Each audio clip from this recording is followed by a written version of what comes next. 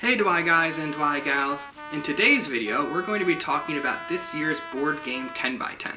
For those of you who don't know, a board game 10x10 is when at the start of a year you pick out 10 games that you plan on playing 10 times each. And a few days ago, on December 25th, Miss Jamie and I played our 100th game. So what we're going to do today is talk about our thoughts on each of the 10 games for 1 minute apiece. So, without further ado, are you ready? Yes. And let's get started with The Crew.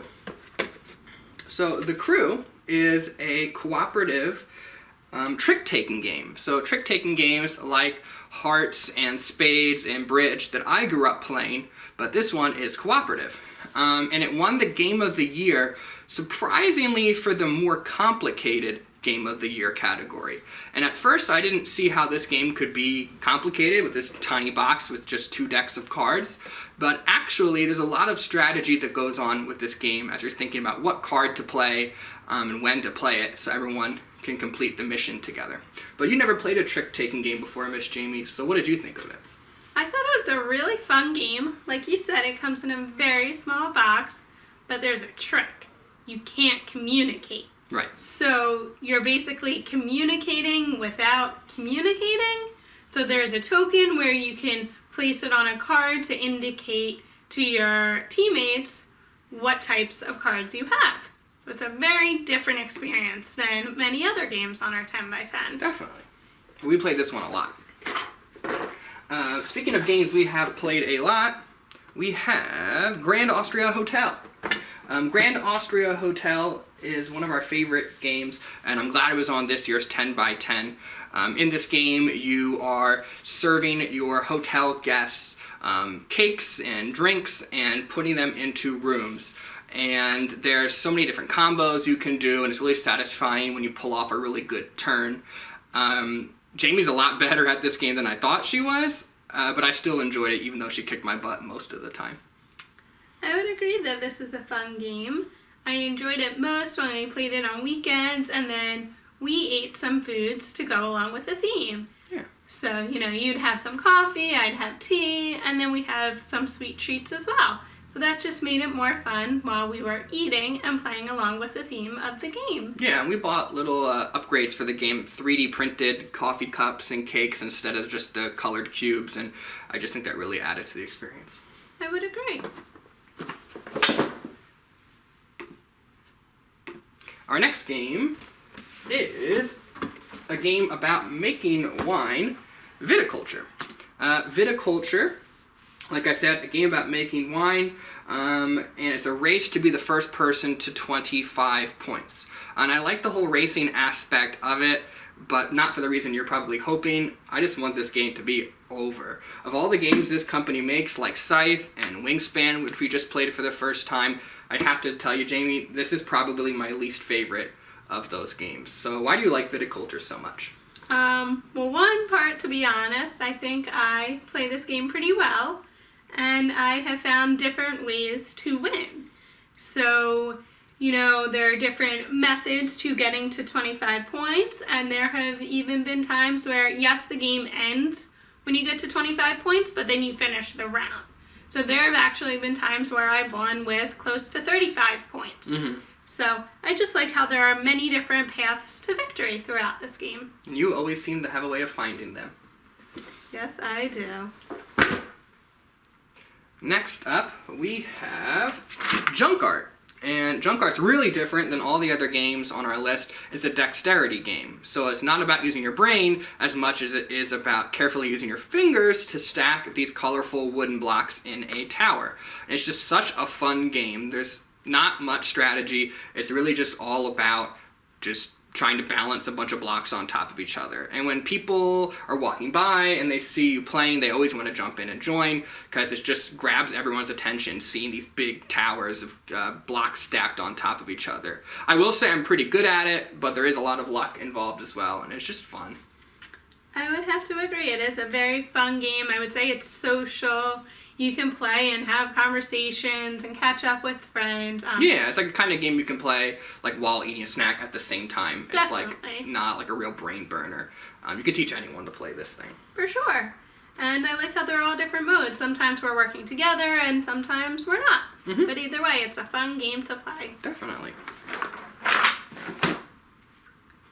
Next up, on the other end of the spectrum, you have Dungeon Pets, which is one of the most hardcore games we own.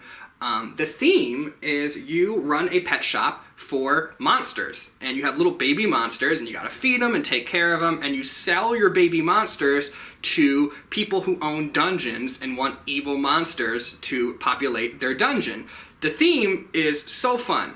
The game is so hard. And every single thing that can go wrong will go wrong. And other games, like everything you do gets you points. In Dungeon Pets, it feels like every single thing you do wrong loses you points. So it wasn't quite what I expected when I picked it out. But what did you think of it? I do have to agree with you with everything you've said so far. When we started our 10 by 10 this year with Dungeon Pets, I would lose by, let's just say, a considerable amount of points. But by the end, I even won a few times, so I figured it out a little bit, but definitely not one of my favorites on our 10 by 10 this year. I think we both enjoyed it more once we learned a little bit better, like, the steps of each round, so it took us more like an hour to play instead of 2.5 hours to play. At that point, I think it was a little bit more enjoyable. Next up, we have Terraforming Mars, which is a game that you really pushed to put on the list. People have been talking about how great this game was, and we tried it out one time last year, and you were like, we have to put this on the 10 by 10, and I was like, fine. And I wasn't very happy about that. But by the end of the year, I gotta say, I think if you look at all the games on this year's list, this one was my favorite. Just getting to learn how to play it and understanding the different strategies. I really feel like this is like a modern classic that everyone's gonna have 10, 15 years from now, and they'll still be playing it. It's just that good. I really enjoyed this game as well. We also had some upgrades in this game. So the tiles, as they slot together, rather than being cardboard pieces, we had magnetic pieces, so they fit right together, which was a very satisfying feeling. Yeah, you drop that like ocean perfectly in the middle of a bunch of other tiles and it all snaps together, all those hexagons. Yes, and just like other games we've talked about, there are lots of different ways to victory, because there are so many cards in that deck. Yeah, and we didn't even play with all the cards. There was more cards you could add that we just didn't use, because it was already a long enough game.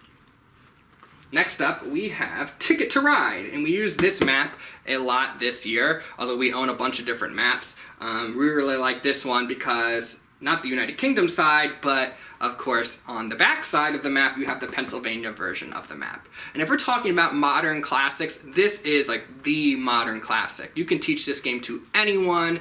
It's like so simple, and it's just fun. Like, it's not my favorite game, but if someone says, hey, let's play Ticket to Ride, like, I would play it like 9 times out of 10. I mean, I started off this year playing this game a lot on your cell phone. Yeah. And then we transferred to playing the board game as well. And I agree, it's just an all-around fun game.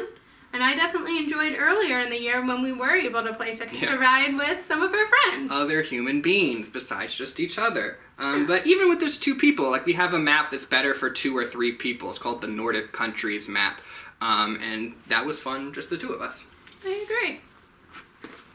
Moving on to our next game, it is, oh, it's heavy, Caverna, which was one of our old favorites. In this game, you have a map, and on the right side of it, of your player board, you are building rooms for more dwarves, and you're building special powers and stuff. And on the left side of your map, you have a farm with animals, and you're growing crops.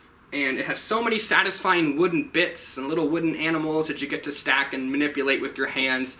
But I never really liked playing it with 2, and I was really hesitant to play it just the 2 of us 10 times this year. But I really ended up enjoying it with just 2 people. I think the expansion that we got helps with that as well. But I agree, this is a game we've had in our collection probably since pretty much the very beginning. One of our first games, yeah. And it is a little more complicated just by looking at it all laid out on the table. It looks Takes up a lot of space. Yes, it looks very intense, but it was fun, and I enjoyed playing it all 10 times. Yeah, by the end of the year, we got it down to like under an hour and a half, like way under. Easily. Yeah. That brings us to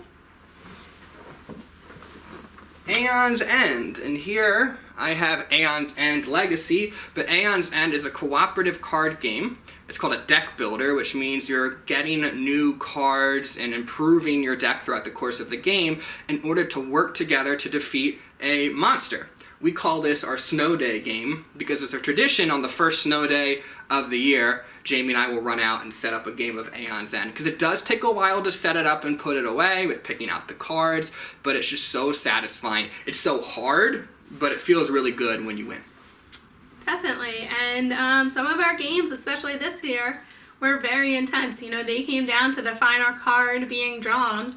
Whether it was one of our turns would mean we won, and if it was the Nemesis's turn, then we would have lost. So it was a very intense game that we enjoyed until the very end each time. Memorably, we beat the final boss of Aeon's End Legacy as the Ravens were losing to the Titans in the playoffs. So you had like the high of winning against the final boss and the low of the Ravens just playing terribly.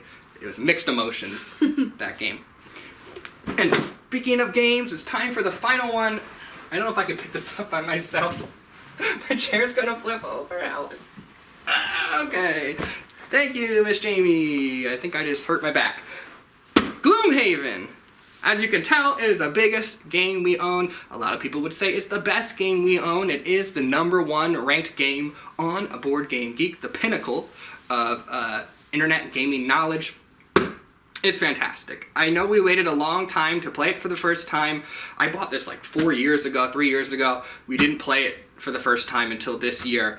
I've just had so much fun building my character and leveling my character up and just watching the game unfold. Has just been a lot of fun. You also enjoyed, don't forget, that you painted our miniatures. I did paint them. And they turned out very nice. And actually, it's almost time for you to paint another miniature because my character is almost finished. Yeah, when your character is about to unlock a new character class, and when I open up that box, more stuff to paint. So that's exciting. We're adding, actually this is on next year's 10x10 too. It's the only game that's also going to be on next year's 10x10. And we actually just got an expansion for this game as well. We did! I'm actually just going to leave this here and say that's all for this year's 10x10. But Miss Jamie and I obviously are going to have another 10x10 next year. So stay tuned because we are planning to have a video coming up soon where we're going to talk about the games that we have selected for next year's 10x10. And there'll be a video on that a little bit later on. But thanks for watching. If you have any questions about any of the 10 games that we talked about, you can feel free to leave a comment down below, and we'll see you next time.